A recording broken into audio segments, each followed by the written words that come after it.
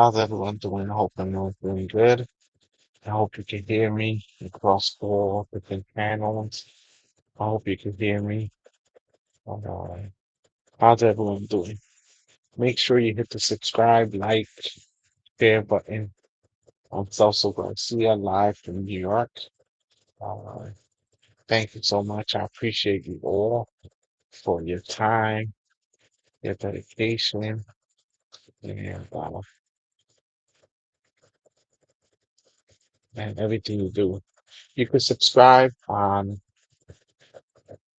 the different channels with Facebook, Celso Garcia on YouTube, Celso Garcia on Substack, Celso Garcia on Twitch, TikTok, Old Man Labor, and Instagram, Old Man Labor One. How's everyone doing? Welcoming you from my living room. How's everyone doing? I hope everyone's doing good. And let's get right into it. Let's talk about this crushing U.S. debt, right? That it depends on your perspective, right? Most of the crushing U.S. debt that we have is because we spend so much money in the military. We spend so much money on wars. We spend so much money, not necessarily on domestic uh, uh, social programs, as they want you to believe, because that's the whole thing. They want you to believe that we all the money we spend is on social programs. Ray Diallo war in America was in um, debt spiral in 2025, and now the war with Iran can make it worse. How to protect your assets. So they've been talking about this crushing debt and and the amount of money that people are losing for a very long time, and nothing is being done about the crushing debt. No one cares about the crushing debt. I mean, the China has been buying our debt for a very long time. Japan, a lot of foreign countries have been buying our debt and reinvesting it in the companies. And this is a result of U.S. focusing, the United States focusing on profits over anything else. A lot of people think it's because we live in a society, an individualistic society, right? We live in an individualistic society that believes um, in in the supremacy of individuals, right? That's what we believe. We believe that one person should be able to control the majority of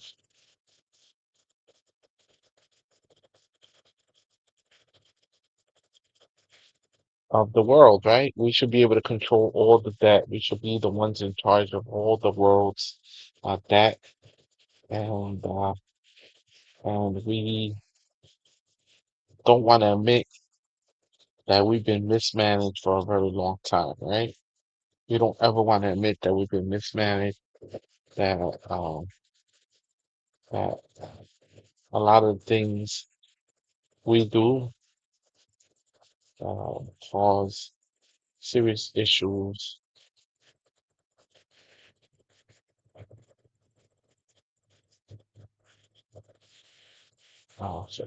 right? We basically think that everyone owes us favors, and it hasn't been working out that well for the United States, right? For the empire. Um, some people say that the empire is falling, that the empire is in a downward spiral. But uh, you gotta tell me what you believe. Do you think it's true or not? Are we in a downward spiral? or are we in an upward spiral? We just haven't had a chance to put ourselves in in the right framework, right? Industry has definitely profited. Industry has profited a lot from our finances, right? Industry has definitely profited from our financial outlook, right? So when will the average person benefit from this, right? That's my question. When will the average person benefit from the downward spiral that we're facing? I was live earlier. I went offline a little bit, and I was watching that Hassan Piker was in Yale University, and he was speaking about the downward spiral of the United States empire and what are we gonna do about it, right? Um, as you know, we've added trillions of dollars into our national debt, um, and most of the national debt that has been added has been as a result of the hands of Donald Trump. And a matter of fact, most of the national debt that was added after um, was added after we started to put in Republican presidents, right? The last president to ever balance the books was Bill Clinton, and after that, we haven't been able to do it in more than 20 years, right? And I'm not saying austerity. I would never argue for austerity. Austerity is basically cutting programs and cutting things in order to balance the books. My proposition is that we can tax the rich instead of giving huge tax. That's the first thing that Donald Trump did, right? In his first term. In second term, the first thing he did was give the rich, the ultra rich, tax breaks. And so despite the fact that a lot of people voted for him, if he was a populist president, believed in populism, right? He believed a lot of people believed him and believed that he was going to save the world and he was going to help the working people. But do you realize that Donald Trump has never been a working uh, president? He's, I mean, he inherited more than um, more than 100 buildings in New York City. He was a famous landlord, right? A famous landlord. If you don't know, he's been a famous landlord for a very long time because his father owned more than 150 buildings across New York City, right?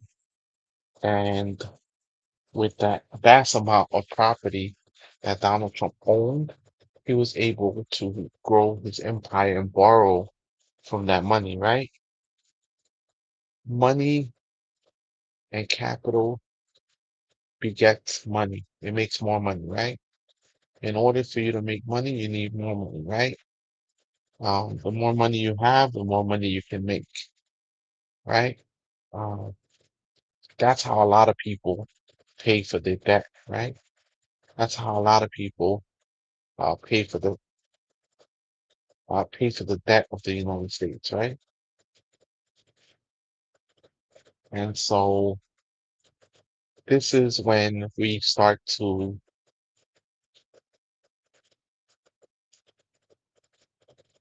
actually block countries and we decide to put blockades on countries that don't play ball with us, right?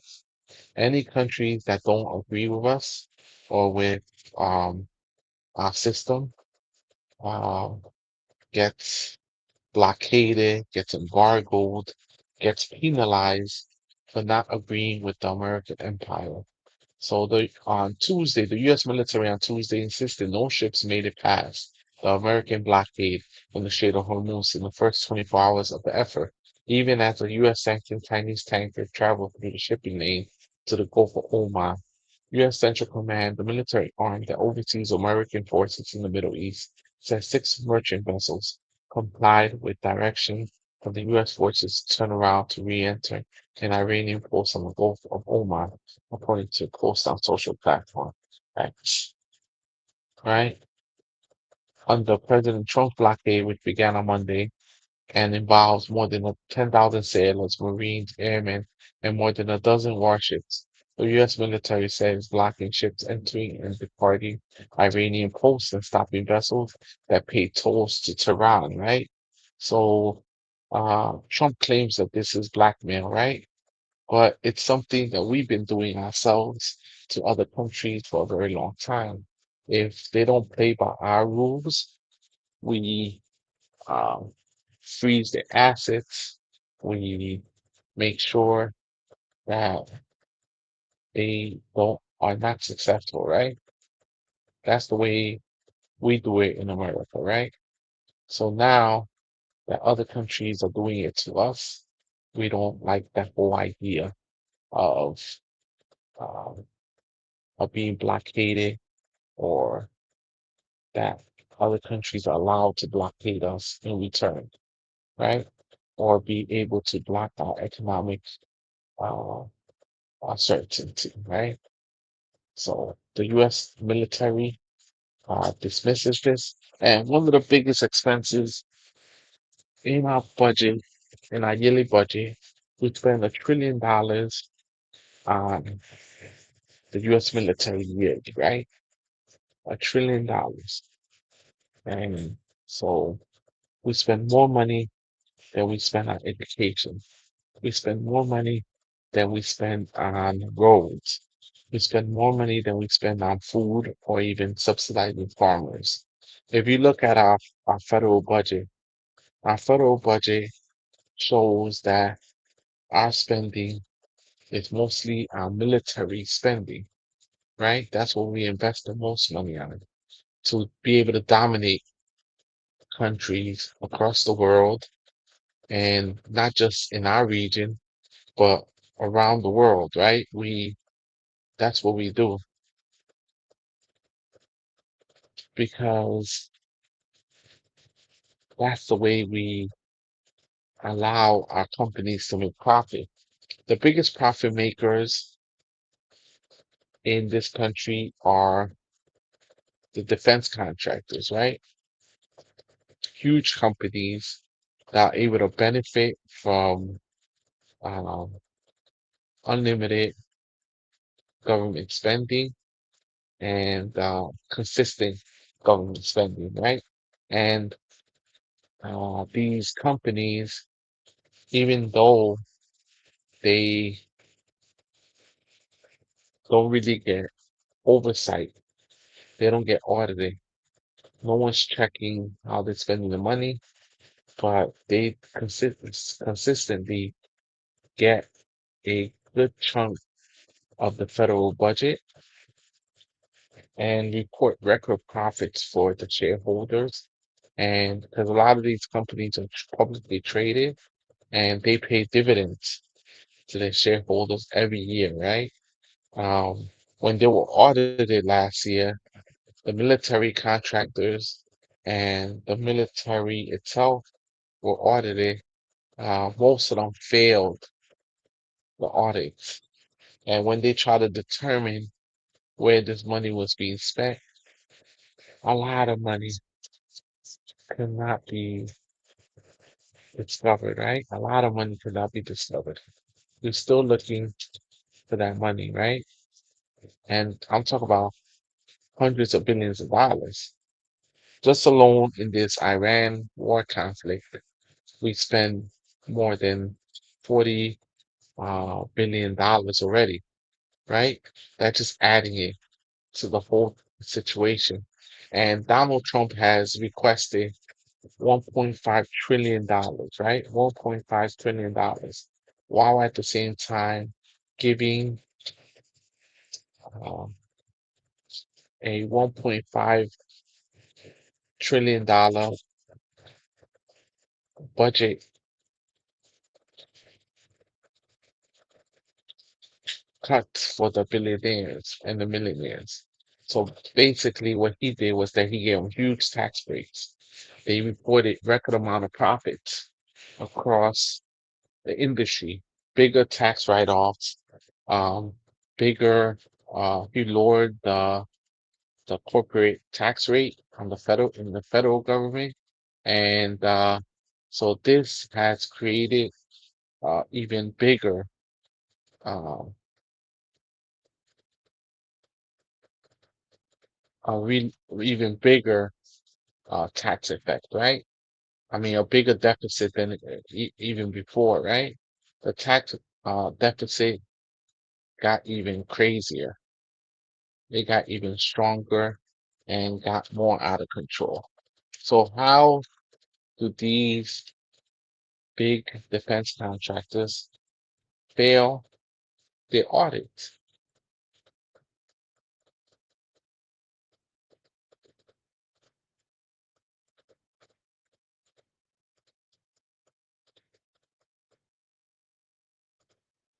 So, so that's the question. So, I gotta play this. I gotta play two things. Um, Hassan Piker was at Yale University. As you know, I follow him. Um, being a democratic socialist, I'm a democratic socialist. I admit it. Don't be scared. Don't run away. It's something that's very popular now, right? But this, this is Hassan on Trump's budget, right? This is the powerful argument that we could all make against unlimited defense spending, against unlimited debt to make profits for big companies and extrapolate, take away the money and goods that other people can be getting. There's not unlimited money in the world. There's not unlimited goods, right? There's always going to be a way to take away people's uh, ability to spend, right? So the argument always is that we should reduce the amount of spending on social programs, on welfare, on unemployment programs, on food stamps, on assistance to farmers, on programs that have a duplicative effect on the economy. In other words, the money you spend on one area duplicates in the economy, and that generates more money for us, right? So, for example, if you help a farmer pay for fertilizer, that farmer can grow more crops and be able to feed more people, right? So by us spending money on in that area, it actually increases the amount of production that we can produce and the more good that we can do within the country, right? It has a duplicative effect, right? It has a duplicative effect. Um, Everyone hit the like button, hit the share button, join the channel, subscribe on all the channels I pointed out right there, on all the channels. So let me play Hassan Piker's video of tonight, which is a convincing argument why we need to change course and go in a different direction in America. Trump's budget manages to be $361 billion larger than last year's, despite cutting $300 billion in social programs and other public investments. All of that money is going to policing and it's going to endless war. It's not going to bridges, it's not going to tunnels, and it's certainly not going to healthcare. Every single one of you, regardless of your political affiliations or your ideology,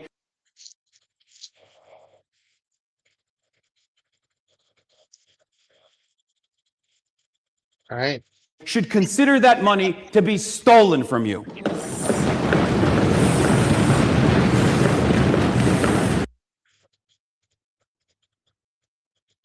So this is a important point of view, right? Trump's budget manages to be $361 billion larger than last year's, despite cutting $300 billion in social programs and other public investments. All of that money is going to policing and it's going to endless war. It's not going to bridges. Yeah, I mean, he's right 100% because we're increasing the military budget. We're also increasing the budget for the immigration enforcement, what's known as ICE, increase enforcement to go after workers, go after the poor, the marginalized, those people that work on farms, work in restaurants, work in jobs, menial jobs that most Americans are not going to be doing, right? So I'm glad that he was speaking at Yale tonight. If you don't know Yale's history, Yale has produced many presidents, has produced a lot of industry leaders across the world, a lot of CEOs, a lot of thought provokers, and industry leaders. So I was glad to see a democratic socialist make it to that stage, right? Somebody that believes that um, the money and the system, uh, the means of production should be socialized and democratized, like made into a democratic uh, institution where we could vote on things, and that's what's important, right? We need these type of systems. We need these type of voices across um, all college campuses, and especially at the cusp of the First Amendment being violated across the board in many college campuses. They try to get him canceled, try to get Yale, sorry, Yale, to cancel his speech. And they try to get him to cancel and not show up. They did the same thing in Stanford when he was going to speak. They try to discourage people from participating. This was the Student Union of Yale, which has been hosting political debates weekly since 1934, right? So he was well received and welcomed into the Ivy League campus of Yale University, which is important, right? Which is important to have thought-provoking speakers from the left, such as Hassan Piker. And I found it very interesting and a very good speech that he gave, compelling speech about what happens. And CP Turning Point USA uh, was also hosting tonight a speech by The JD. most obvious example is it doesn't bother me when he speaks on issues today. This is JD Vance speaking, and Turning Point USA is a conservative think tank, right? So the fact that Donald Trump attacked the Pope, attacked Christianity, was not a good idea, right? Wasn't very popular. So today the keynote speaker was JD Vance, and this was the crowd at Turning Point USA. This was the crowd. It doesn't bother me when he speaks on issues today, frankly, even when I disagree with how he's applying particular principles. So, the most obvious example is it doesn't bother me when he. It looked like an empty arena, empty stadium. They pushed the crowd forward to make it look like um there was so many more people in the stadium. They try to make it look like there was more people in the stadium that actually existed. Believe it or not, this is what they did, people. Unbelievable, right? Um, and I haven't been seeing that many MAGA people defending MAGA, right? I haven't.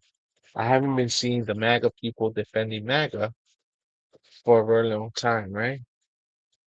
I haven't seen them um, defending Donald Trump, defending JD Vance. Um, I know people are saying that's an over exaggeration of them burning hats. I know people say that's an exaggeration, but I don't know. It seems to me that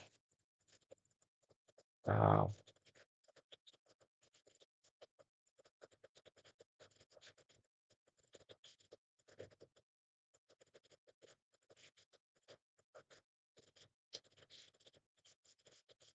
it's not an exaggeration, right?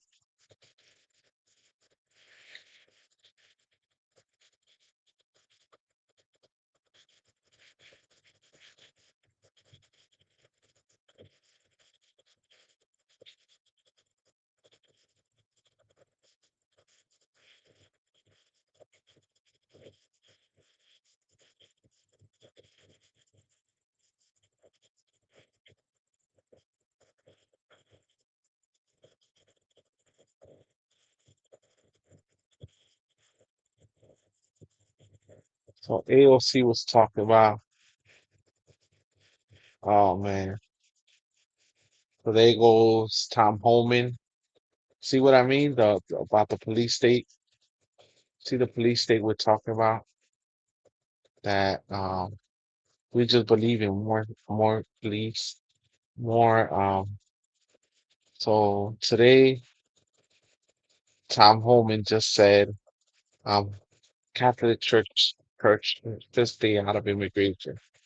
Uh, White House border czar Tom Homan criticized the Catholic Church on Tuesday in the aftermath of President Trump's criticism of Pope Leo the 14, the first American-born pontiff on social media.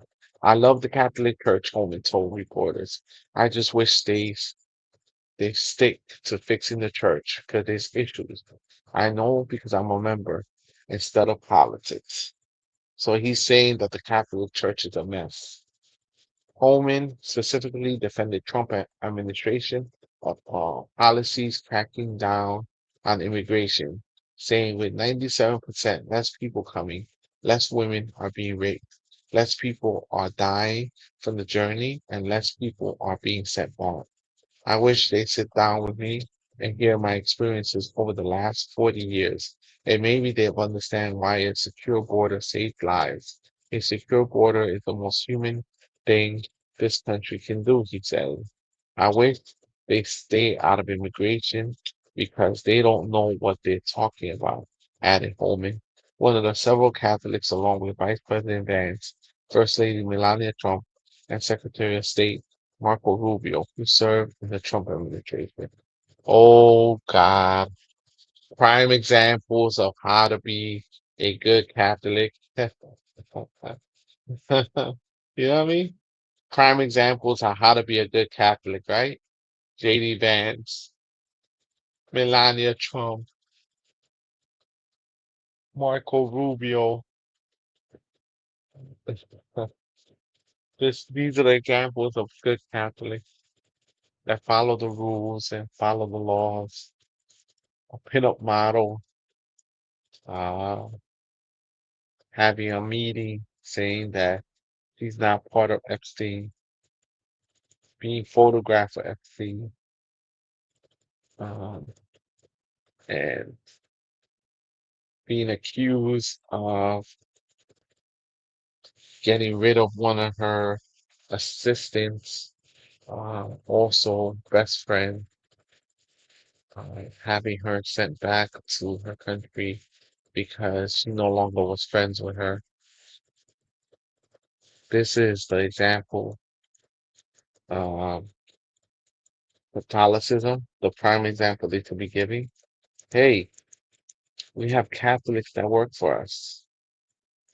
So um, disregard their behavior, but we're the authority, right? We're the authority on these things, right? So Holman has specifically defended Trump administration policy cracking down on immigration, saying with 97% less people coming, less women are being raped, less people are dying for the journey, and less people are being sent back. Based on what numbers? Based on the internal numbers, they got rid of the attorney generals that audited and made sure that everything was going up was up to legal snuff, right? So I wish they stay out of immigration because they don't know what they're talking about at home. One of several Catholics, along with Vice President Vance, First Lady Melania Trump, and Secretary of State Marco Rubio, who served in the Trump administration. So you got these Catholics. So now it pardons you because you're the authority and you know what all Catholics are thinking. Pope Leo has been critical of the administration's policies, saying in October that there is an inhumane treatment of immigrants in the United States. He also called it extremely disrespectful. Trump on Sunday called Leo weak on crime and terrible for foreign policy because the Pope has spoken out against the Iran war. I don't want a Pope who thinks it's okay for Iran to have a nuclear weapon. I don't want a Pope who thinks it's terrible that America attacked Venezuela. He wrote, adding, I don't want a Pope who criticizes the President of the United States because I'm doing exactly what I was elected. The Pope has responded, saying he doesn't fear the Trump administration. And a number of Catholics have decried the president's comments. Vance downplayed the comments from Trump, saying Monday he didn't find them newsworthy and that it would be best for the Vatican to stick to matters of morality, to stick to matters of what's going on in the Catholic Church, and let the President of the United States stick to dictating American public policy. What do you think, people? Trump also caught flack from some of his conservative allies for posting a photo created with artificial intelligence that depicted him as Jesus healing a sick person. He later took the photo down, saying that he thought the image was depicting him as a doctor. Coleman said Tuesday he hadn't seen that image. Of course not. How convenient. They never see the image, right? House Speaker Mike Johnson, Republican of Louisiana, said Tuesday that he was the one who told him he should take it down. I talked to the president about it as soon as I saw it and told him that I don't think it was being received in the same way he intended it, Johnson told reporters. He agreed and pulled it down. That was the right thing to do. He said he did not think Trump viewed the image as sacrilegious at all. And so why they keep defending him, they refuse to criticize him. They just say it wasn't a good idea to do that. That's as far as Congress oversight it is.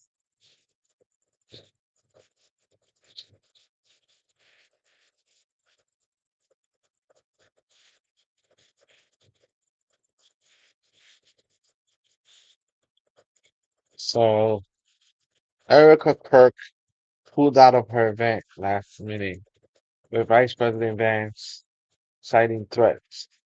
This is PR for its shoot. Obviously, he is now doing the event alone at the University of Georgia. What do we think is the real reason she pulled out? Hmm.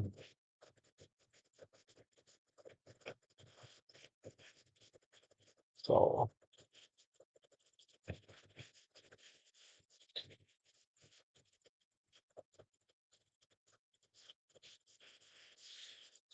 so Gavin Newsom decided to tweet, get involved in the whole the Pope. There's a little thing in the Bible called a false prophet. John should Th- look it up. Leading report.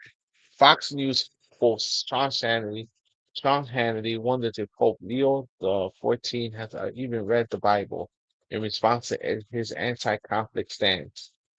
Has he ever heard of David and Goliath? Wow. So that's it. He said David and Goliath,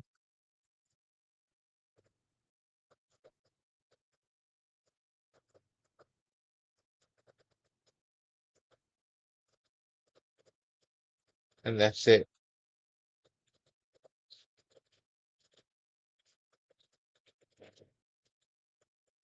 So this is Sean Hannity defending Donald Trump at all costs, right?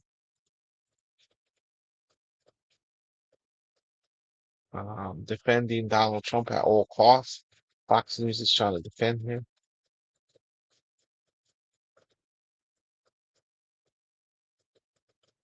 Megan Kelly,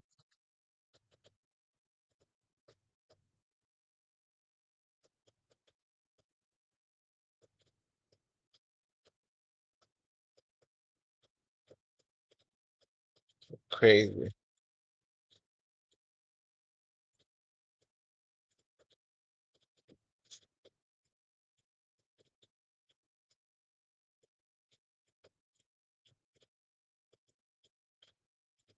Oh, we don't want to see this.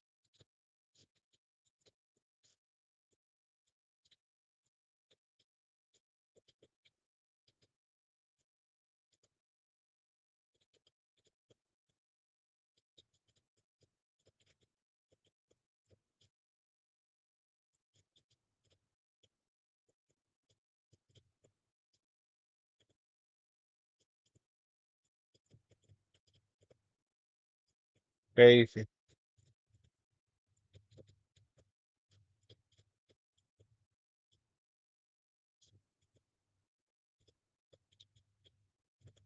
And so this is the whole, States nowadays. So apparently, you it's can't all about deny it. where. You can't deny the cost of living, right? The cost of living is driving people crazy. It's insane. Um, uh, the cost is all being passed down to regular people. So, and these companies are still reporting record profits. They're reporting record profits. They're making a lot of money, and they want to gaslight you and say, "Hey, you should pay more taxes. You should be the one subsidizing these big companies as long as they make their profit." Because I know these big companies, they make sure they make their money first. Before they give you any money, they got to make their money first. They don't care if you make it or not. They don't care if you eat, if um you do well with your family. They just care if they do well, if they could report profits, if they could report um increases, right? So this is the true cost of living in the United States. It's getting out of control. It's expensive to raise a child. How expensive, It's Ainsley? gone up 30%, actually, nearly 30% over the past 3 years. It costs more than $300,000 to raise a child in the United Most of it under States Trump, right? nowadays. So apparently, it's all about where you live. and the most expensive places are Hawaii, Maryland, and Massachusetts. Of course, the South, you get a break. $17,000 in Mississippi, Alabama, $18,000 in South Dakota, $18,000. So that's over the course of 18 years, right? For the first 5 years. Right, but since 2023, they say the cost of raising a kid is up 27%. So just so you know, just keep track. They will pay you back, right? If you just keep that invoice. Do y'all think just that most of invoice this, them. though, is coming from the child care Yeah, costs right. that is Yeah, right. Let me impacting? think. Gosh, everything is so expensive. And what happens when you have a child is no longer are you buying things for yourself. Right. Everything goes to that child. And you think about That's why a lot of people are delaying increasing having children, right? So people not having children is not necessarily a good thing, right? People not having children is actually causing problems to the rest of society, right? Because we need people that are going to do the jobs that the retired people were doing, right? We need people to replace the baby boomers that are retiring. We also need people to take care of the baby boomers that are retiring. So it's a double boom, right? We need it doubly, right? Okay. them constantly. It's expensive to raise a child. How expensive, It's Ainsley? gone up 30%, actually, nearly 30% over the past 3 years. It costs more than $300,000 to raise a child in the United States nowadays. Okay. Is that true? So for 18 years, 303,000 annually, 16,857. 303,418 for 18 years annually. This is after tax credit. The math is kind of fuzzy, right? It's saying it's $17,000 a year to raise a child. In New York, it's definitely more than 17,000.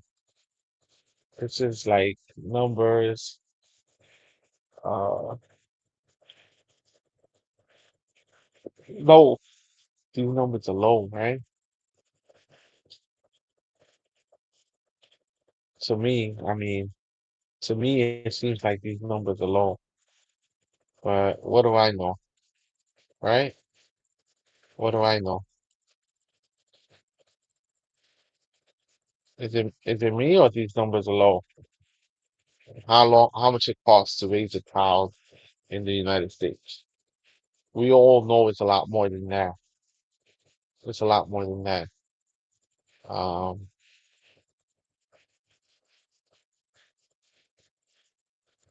as a parent, trust me, I know how expensive it is in New York to raise a child. It's extremely expensive. As much as they want to make it seem as if it's not that expensive, it is expensive. This is Fox, right? So I don't know if I ever trust their numbers. I don't know if I ever trust Fox's numbers, right? Am I right or am I wrong? Do you trust Fox? Do you trust Fox News?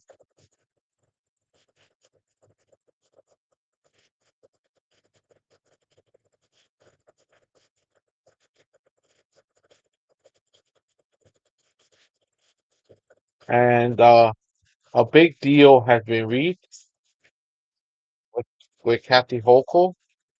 Um, Dora Mandani has been able to secure a big deal. Um, Kathy Hochul has been bending a little bit, not as much as we like, but she's been bending with all the intense pressure um, from people across the country that have been telling her tax the rich. Donald Trump gave a huge tax cut, so tax the rich, right? And so Zoran announced a big development. Recently, I actually had a New Yorker turn to me and self-identify as someone who would be taxed by this proposal. They said, I'm a millionaire, and is it true that you want to raise taxes on me? I said, it is true. And they said, well, I would leave. I said, I don't think you would. They said, why not? I said, because we're looking to raise income taxes on the top 1% by 2%. So for $1 million a year, that's an increase of $20,000 in taxes. And when I told them the amount, they realized that it wasn't enough to actually make them change where they would consider their residence. I think what we've seen for far too long is the city hasn't even advocated for itself when it comes to Albany. And what we are going to do is exhaust every option to make it clear that the time has come to reset the relationship between the city, its wealthiest residents, its most profitable corporations, and with Albany. And I believe that together we can get there. The criticism of Mayor Adams for the first 3 years in office was actually that he was too conservative in his estimates of what the revenue would end up being, and then the tax receipts from high earners and from Wall Street bonuses would come in hundreds of millions of dollars over what they had originally anticipated. And his conservatism was used the first 3 years, not this most recent year, to justify spending cuts or austerity. Are you being conservative right now in your estimates of what the Wall Street revenue is going to be? We saw the state have a banner year, $17 billion more than they thought they would get. Are you assuming that the Wall Street bonuses are going to go down? We are encouraged by what we are hearing around Wall Street bonuses as well as by increased revenue. However, the scale of this deficit of $12 billion is such that it will not be covered no matter what that news is. And so while we appreciate it, while it will be helpful, it will still require structural solutions to ensure that we are back on a firm fiscal footing.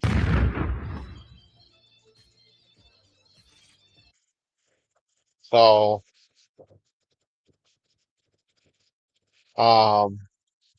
Kathy Hochul actually agreed to fund part of the program by taxing second homes. Anyone that has a second home, now they have agreed to tax it, right? Anyone that has a second home, they have agreed to tax it a little bit more heavily, right? Uh,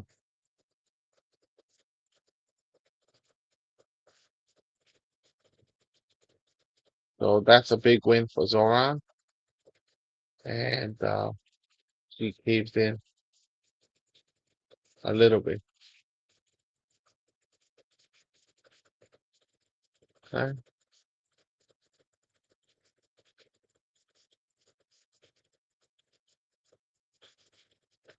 For him to attack the Pope. So this is back at the whole Pope thing. Not a lot of congressmen want to speak about it, right? And then to depict him, and Congressman, what do you make of Trump's attacks on the Pope this weekend? I mean, what else do Americans need to see, right? First American Pope, and from someone who has no religion in President Trump, right? So for him to attack the Pope and then to depict himself as Jesus. Like, I just don't know what else the American people need to see for them to be convinced that this person's not stable, that he should not be our president, that he needs to be removed from office. It's sacrilegious. And meanwhile, the same week, I was visiting a pastor from my district who was being held at Delaney Hall on Holy Week, right? So they're locking up religious leaders. You have a president who's depicting himself as Jesus and attacking the Pope. What else do the American people need to see? Got it. Thank you, Congressman. Appreciate you. Congressman, what do you make of Trump's attacks on the Pope this weekend? I mean, what else do Americans need to see, right? First American Pope, and from someone who has no religion in President Trump, right? So for him to, I mean, he ain't lying, right? He ain't lying. We got somebody. I mean, he does have a religion. Money. He serves money, right? He serves money. He loves money. He serves money, and that's all.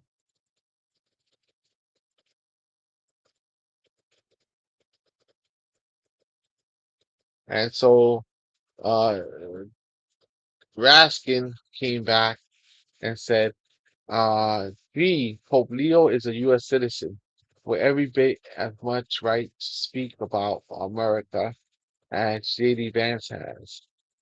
That's the First Amendment. The same one protecting convicted felon Donald Trump's blasphemous impersonation of Jesus Christ and attacks on the Pope as soft on crime.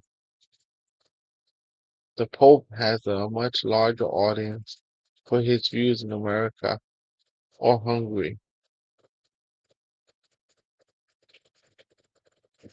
right? Than J.D. Vance. And Trump is now sparking outrage again because a he threatened Italy and said he could wipe Italy out within minutes. So let's hear what J.D. Vance has to say for himself in Turning Point USA, which not a lot of people attended.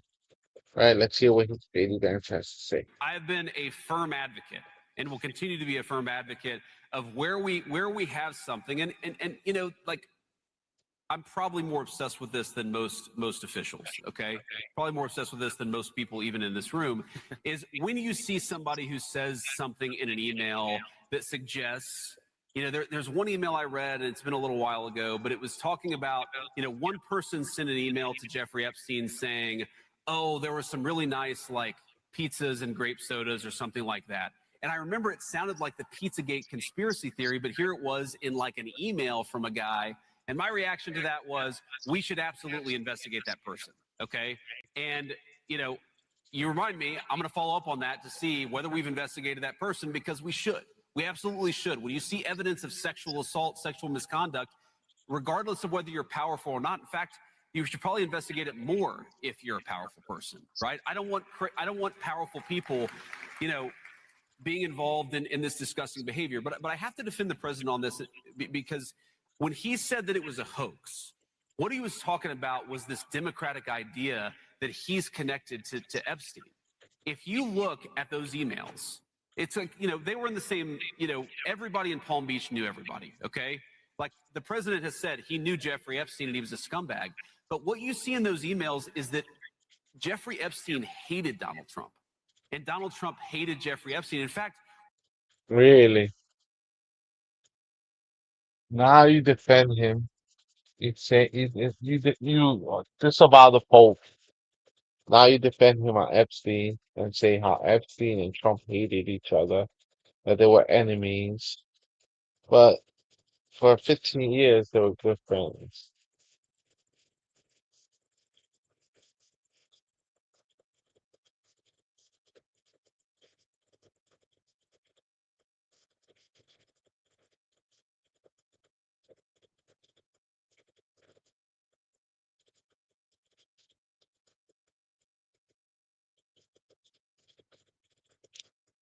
This is crazy. Let's watch it again. one of the emails is about Donald Trump narking on Jeffrey Epstein to the local sheriff saying, this guy's a scumbag.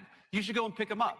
So when Donald Trump says, when the president says this is a hoax, he's not saying it's a hoax that Epstein was the scumbag. He's not saying that it's a hoax that Epstein was connected to powerful people. He's saying this democratic idea that somehow he was Epstein's best friend, that is a hoax. And if you look at the emails, it's obvious that Jeffrey Epstein hated Donald J. Trump. And by the way, one of the best signs for whether you're a good person or not, for whether you're a decent human being, is if the worst people in the world hate your guts. The fact that Jeffrey Epstein hates Donald J. Trump is a pretty good thing for Donald J. Trump.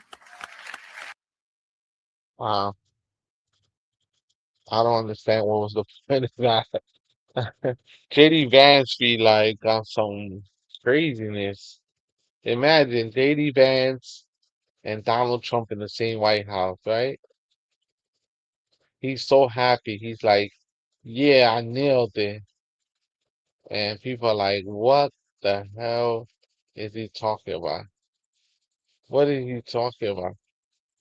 They hated each other.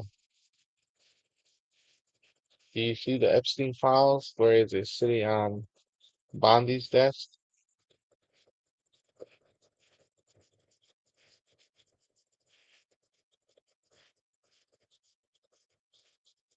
I'm not gonna put it again, okay? Definitely not gonna put it again. This guy is, imagine these two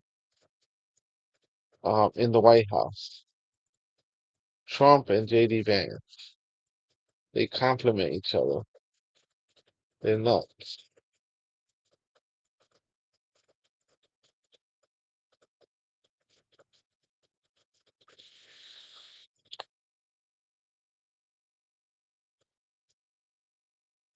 On background, I had not. He drops his bottom lip like this, and he says, "This is my tattoo. Here it is. This is my tattoo. See?" And the dialogue obviously going on in my head was, "Cabinet, please put your lip back inside of your mouth before I punch you in your face." I at first have to tell you about my weekend because it was a little cray cray. I'm pretty convinced that my life is in fact a sitcom. Okay. One that's probably being written by Will Ferrell. I sometimes believe I could be a Sims character and someone's having a lot of fun. So on background, I had not spoken about this before because it's pretty lame, but my foot has been broken for the last 4 weeks. I broke my foot, no joke, on Friday the 13th. There's a picture. And I was doing nothing. It was very uncool. I was wearing a slipper that was too big for me. And I got up to take one step. I slipped inside the slipper and I landed like this on the front of my right foot, heard the pop.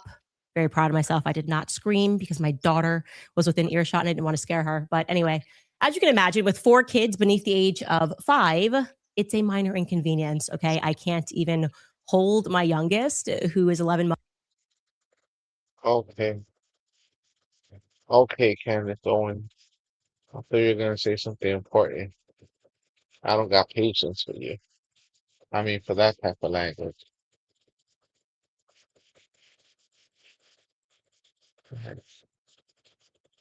So,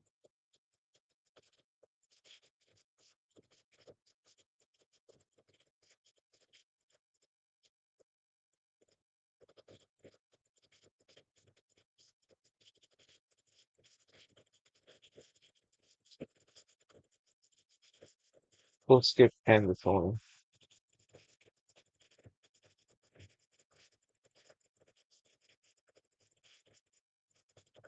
Okay, well,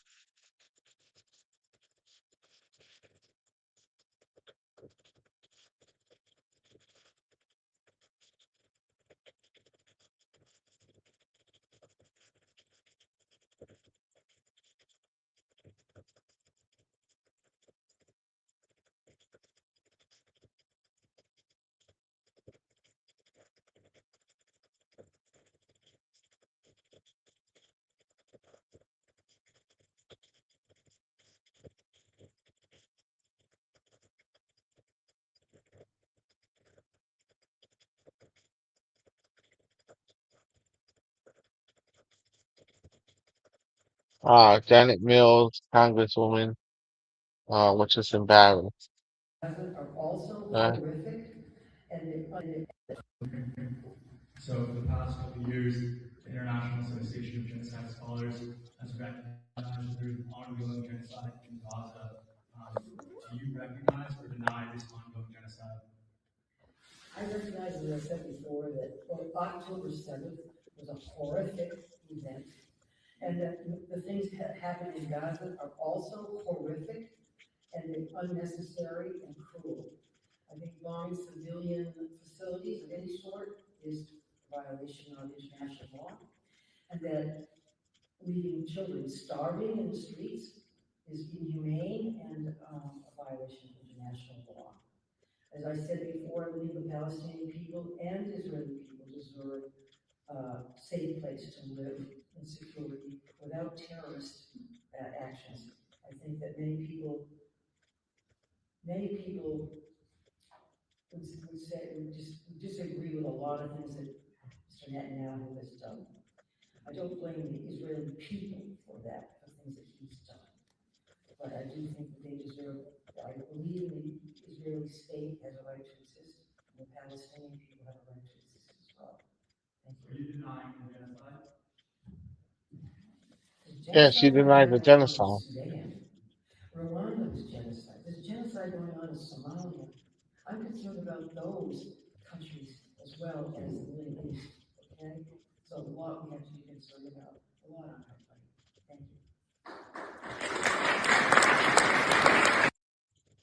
She's not acknowledging. She's like two-siding it, right? I'm not gonna recognize a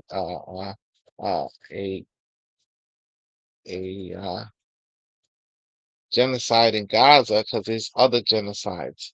So I want to be able to speak about all the genocides, not just about the Gaza genocide, about what's happening in Gaza. So another deflection. Why they always gotta deflect on the tough questions, right? Why you gotta deflect? You seem pissed that you did that.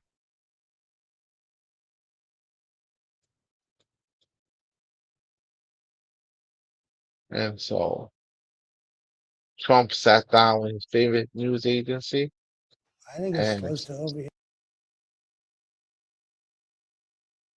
this is what he said on his favorite news station. This is what he said. I had to divert because if I didn't do that, right now you would have Iran with a nuclear weapon. And if they had a nuclear weapon, you would be calling everybody over there, sir. And you don't want to do that. Well, you keep saying was. Is this war over? I think it's close to over here. I mean, I view it as very close to over. You know what? If I pulled up stakes right now, it would take them 20 years to rebuild that country. And we're not finished. We'll see what happens. I think they want to make a deal very badly. I had to divert because if I didn't do that, right now you would have Iran with a nuclear weapon.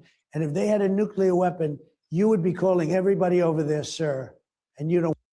And we be calling him yes, daddy. Her daddy, sir. That's what he's saying. Crazy. And at the same time. Why he do this? I don't know, to project strings, right? That's what they do, to project strings. Act like they're the only ones that could get us out of the problems that they created, right? And Donald Trump did create a lot of problems. Um, and now he wants to solve those same problems.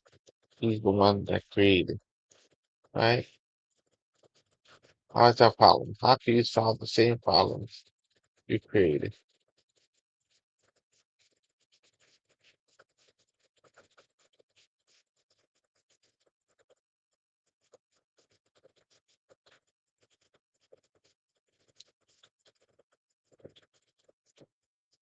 So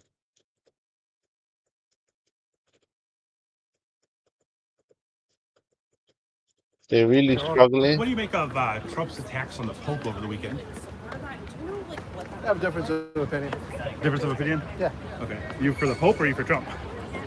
I'm for the Pope for spiritual things, and I'm for the president for political things. Thank you, Congressman. What do you make of Trump's attacks on the Pope over the weekend? I have a difference of opinion. Difference of opinion? Yeah. Okay. You for the Pope or you for Trump? I'm for the Pope for spiritual things, and I'm for the president for political things. Thank you, Congressman. So they don't want to criticize Trump. Why is Congress so scared of Trump? Why are they so scared to speak up against him or say anything about him? Um, it's bizarre. Why won't they speak out against him? Is it the money? Because money talks. People are gonna come out and they're gonna demand that things change, and these Congress people are gonna have to change with the people.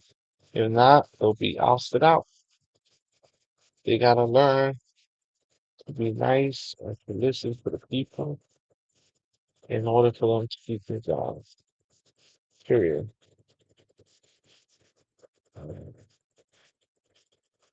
But I appreciate you. This is all I have for you tonight. Just a short program on the crushing U.S. debt and the blockade that have been happening. So the Strait of Hormuz is going to be blockaded, but Trump claims that no ships went through. but the GPS has shown that there's like 7 ships that have made it through. So I don't think it's working as intended. And he's pushing uh, Trump for more bar and for Trump to keep going because these senators, these um, Democratic and Republican senators, are just fired. They're letting him do everything, whatever he wants. Blank check, no matter how unpopular it is. Do whatever you want, right? And that's a bad message. We got to stand up to him, block his stuff, so we'll be able to survive. If we don't block his stuff, we're definitely not going to survive. But I appreciate you for joining me. Have a good night, and hopefully the blockade doesn't happen. But if it does, then we got to be ready for military service. That's all. We got to be ready for military service. It's an all-out war, which I don't think Trump supports. But that's just a reality. I can't read his mind. Can you read Donald Trump's mind? You can't. No one can. Not even Melania Trump. Not even the world exclusive supermodel. Melania Trump can read him in. No one can rein Trump in. You can't. I can't. No one can. So thank you. Have a good night. Thanks for joining me in Corona Queens. Have a good day. All right. Good night. Good night, everyone. I'll see you later. Hit the like, subscribe button. My name is Celso Garcia. Hit the subscribe button on Facebook, YouTube, Instagram, X, and Substack. All right. Thank you, everyone, for joining me. I appreciate you for joining me. This is the doggy dog world we live in, where we got to fight for every resource that we get. But the warmongers get everything they want, but we don't. That's what happens. We don't get what we want, but they get what they want. It's sad but true. And I want to say to all the people is be safe, be strong, don't give up, resist, uh, resist as much as you can, and take care of your family. Have a good night, everyone. I'll see you later, okay? Bye bye.